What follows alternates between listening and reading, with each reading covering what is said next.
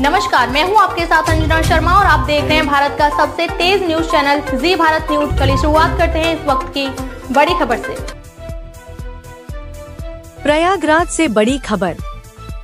प्रयागराज महाकुंभ मेले में भगदड़ से पहले पुलिस ने किया था लाठीचार्ज, जिसके बाद भगदड़ में चली गई 30 लोगों की जान। महिला ने किया खुलासा। शंकराचार्य ने योगी आदित्यनाथ को जमकर फटकार लगाते हुए कसा शिकंजा। आपको बताते चले, उत्तर प्रदेश के जनपद प्रयागराज में शंकराचार्य ने प्रयागराज महाकुंभ भगदड़ मामले में योगी सरकार पर फटकार लगाते हुए दिया बयान।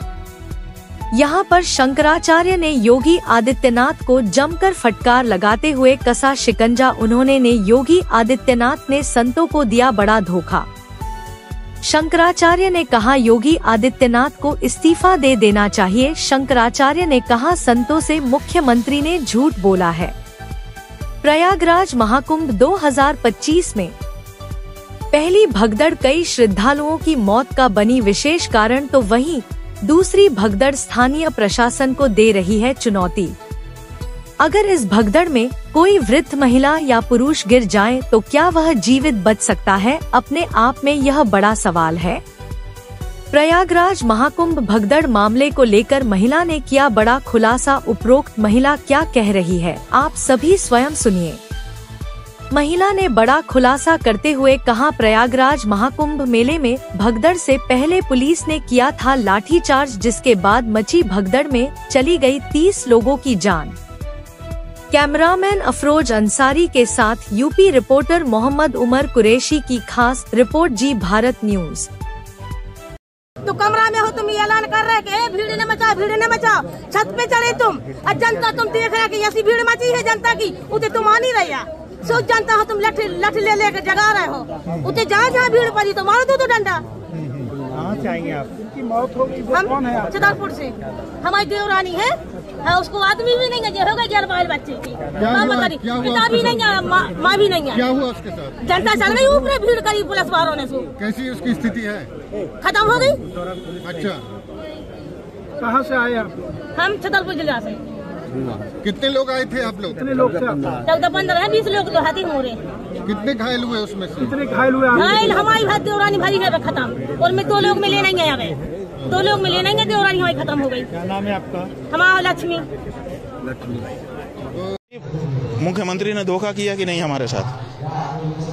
फिर उन्होंने अखाड़े कुल वालों से बात किया कि सब ठीक है। उन्हीं के वक्तव्य का प्रभाव रहा कि उस पहले अखाड़ों ने रद्द कर दिया था कि हम स्नान नहीं करेंगे, बाद में अखाड़े सारे संत महंत सब स्नान किए। आपने हमको धोखा में रखा कि कोई मृत्यु नहीं हुई है। हिंदू धर्म में ये नियम है कि जब परिवार में कोई मर जाता है, विशेष करके ऐसी घटनाओं में भोजन नहीं करता है कोई। हम कल एक दिन उपवास नहीं रख सकते थे उनके लिए जो चले गए, आपने उससे हमको वंचित कर दिया। हमको आपने ऐसा आभास करा दिया कि अफवाह चल रही है, कोई कैजुअलिटी नहीं हुई है, कोई मृत नहीं हुआ है। तो इतना बड़ा धोखा संत समाज के साथ, इतना बड़ा धोखा संत सनातनियों के साथ, इतना बड़ा धोखा हम लोगों के साथ कैसे इन्होंने कर दिया? क्यों कर दिया? अखाड़े की पीड़ा ज्यादा है कि आपने देश के सामने झूठ क्यों बोला, सनातनियों के सामने झूठ क्यों बोला? झूठा मुख्यमंत्री, क्या कारण है? क्यों इतनी बड़ी जब घटना हो गई थी तो आप क्यों छुपा रहे थे? तो इस बात की पीड़ा ज्यादा है कि जो घटना हुई वो तो हो गई, लेकिन इन्होंने उसको छुपाने का प्रयास किया जी। अब तो छुपाए रहे, अब शाम को जाकर के बोलते हैं कि वो हो गया है। आप पूरे दिन आपको पता ही नहीं था, दुनिया बता रही थी, आपको पता ही नहीं था। तो आज सबसे बड़ी जो हम लोगों के मन में पीड़ा है वो ये है कि हमारा मुख्यमंत्री झूठा है। वो इस बात की पीड़ा है कि वो हमारे साथ घटना घटती है हम ही से छिपा लेता है, और हमको हमारे जो मृतात्मा हैं उनके प्रति संवेदना व्यक्त करने के लिए, उपवास तक रखने के लिए मौका नहीं दिया इस व्यक्ति ने। तो हम तो कहते हैं कि ऐसे मुख्यमंत्री को कुंभ पर्व रहते रहते इस्तीफा दे देना चाहिए। ये नहीं है पद के काबिल, ये जनता से झूठ बोलता है। जो सच्ची बात है, घटना घट गई, उसको सामने रखो कि भाई ये हो गया है। कहाँ नहीं घटना घट जाती है, किसी भी जगह पर घटना घट सकती है। गलती सही बाद में उसका विचार होता है। घटना घट गई, लेकिन उसको छुपाना कि नहीं ऐसी कोई बात नहीं है, ऐसा आभास देना कि सब अफवाह है, सब अफवाह है, ये कहाँ तक उचित है। हम तो सबसे बड़ी पीड़ा इस समय ये हो गई है, बहुत बहुत मन मरमाहत है। जांच के लिए न्यायिक आयोग गठित किया गया। भाई न्यायिक आयोग से क्या लेना देना है? पहले तो ये बताएं, वक्तव्य दें कि इन्होंने झूठ किस आधार पर बोला। क्यों नहीं बताया गया जनता को?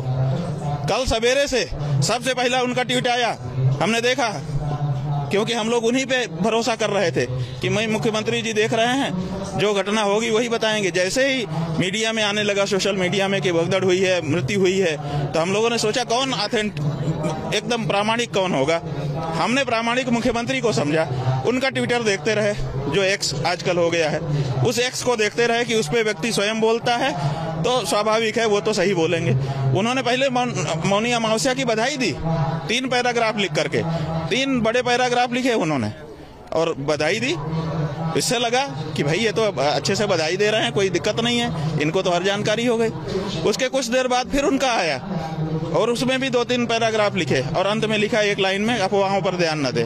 तो लगा कि भाई कुछ अफवाहें हैं, उनका खंडन कर रहे हैं, घटना नहीं घटी है। और फिर 10 बजे तो उनका वक्तव्य ही आ गया, 10:30 बजे। तो अब ये सवाल है कि ये क्यों सच जो घटना घट गई थी उसको छुपा क्यों रहे थे? अधिकारियों की लापरवाही है, कहीं ना कहीं लापरवाही नहीं है। जो कुछ हुई होगा वो तो जांच से पता चलेगा कि किसकी लापरवाही है या किसकी गलती है या कोई षड्यंत्र है, क्या है, ये सब जांच से पता चलेगा। अभी जो बात है वो ये है कि मुख्यमंत्री जो घटना घट गई थी उसके बारे में छुपा क्यों रहे थे? अगर मृत्यु हुई थी तो फिर इन्होंने क्यों ये आभास कराया कि अफवाह है, कुछ भी मृत्यु नहीं हुई है? ये सबसे बड़ा सवाल है। पूरा दिन छिपाए रहे, अखाड़ों को स्नान करने के लिए कहा, अखाड़े भी पहले तो उन्होंने मरमाहत होकर के निरस्त कर दिया था कि भाई हम उस राजसी रूप में जैसे हम जाकर के स्नान करते हैं हम नहीं करेंगे। उनके मन की संवेदना प्रकट हो रही थी ना उन मृतात्माओं के लिए, आपने उस पर ब्रेक लगा दिए। आपने कहा कि नहीं ऐसी अफवाह है, तो सब लोग स्नान करने गए, हम लोग स्वयं स्नान करने के लिए गए और उसके बाद भोजन किया। वो जो कल का भोजन है वो हमको सदा सदा के लिए पीड़ा देगा और वो ड्यूटी मुख्यमंत्री आदित्यनाथ। जो धर्माचार्य हैं आप जैसे लोग, वो कल शाम तक श्रद्धांजलि भी नहीं दे सके, मृतात्माओं के प्रति संवेदना भी नहीं जता सके।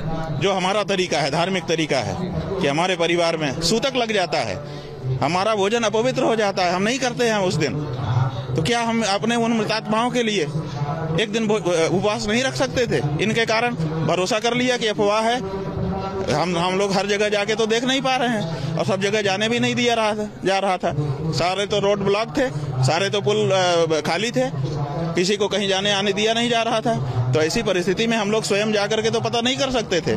एक सोशल मीडिया का सहारा था और आदित्यनाथ जी को सबसे प्रामाणिक सूचना का स्रोत हम लोग मान रहे थे कि वो तो अपने एक्स पर जो लिखेंगे स्वयं लिखेंगे और सच ही लिखेंगे, वो उनसे तो झूठ की आशा ही नहीं थी। लेकिन जब उन्होंने पूरे दिन मृत्यु को छुपा करके रखा और बाद में पता चला कि नहीं ये तो रात को ही घटनाएं घट गई थी, बाद में पत्रकारों ने बताया कि हमारा नाम मत बताइएगा, 58 शव यहाँ रखे हैं, मोर्चरी में इतने का पोस्टमार्टम हो चुका है, इतने का हो रहा है। ये सब जब सूचना व्यक्तिगत रूप से आने लग गई शाम को, जब ये हुआ, तब हम लोगों को कितना कष्ट हो रहा है।